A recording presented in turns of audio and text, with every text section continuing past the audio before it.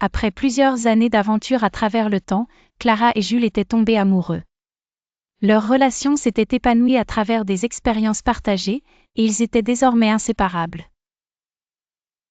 Lunia, la fille de Lila et Kai, les accompagnait dans leur exploration, mais elle ressentait parfois une certaine mélancolie en voyant le lien amoureux entre Clara et Jules.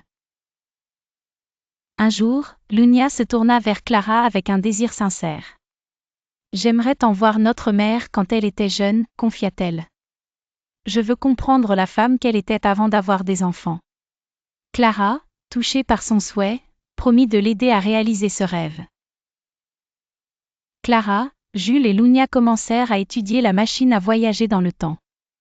Ils trouvèrent un moyen pour que Lunia puisse voyager à l'époque où Lila était encore jeune.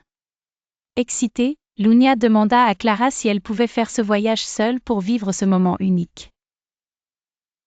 Clara, bien que réticente à laisser Lunia partir seule, comprit son besoin de se connecter avec sa mère.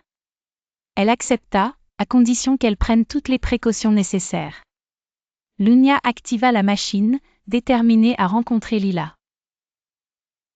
Lorsque Lunia se retrouva dans le passé, elle fut émerveillée par la beauté de l'époque de sa mère. Elle observa Lila, jeune et pleine de vie, s'engager dans des aventures avec passion. Cependant, le temps passait vite, et Lunia, réalisant qu'elle devait retourner à son époque, programma la machine pour revenir quelques années avant leur propre voyage. Alors que Lunia activait la machine, un dysfonctionnement se produisit. Un éclair de lumière aveuglant remplit la pièce, et Clara et Jules virent la machine se fissurer et se détruire dans une explosion d'énergie. Ils furent projetés dans des époques différentes. Clara et Jules se retrouvèrent dans une époque lointaine, un monde où la nature était luxuriante et vibrante de couleurs. Des arbres géants, avec leur feuillage vert éclatant, s'élevaient vers le ciel, tandis que des fleurs aux teintes chatoyantes parsemaient le sol d'un tapis vivant.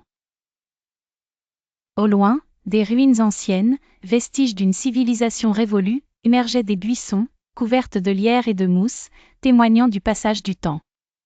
Ils prirent un moment pour se ressaisir, émerveillés par la beauté sauvage qui les entourait. Cependant, une vague d'inquiétude les envahit alors qu'ils réalisaient qu'ils étaient désormais seuls, loin de Lunia et de leur propre époque. Le silence était à la fois apaisant et étrangement oppressant, et ils comprirent qu'ils devaient agir rapidement pour trouver un moyen de revenir à leur époque et retrouver leur ami.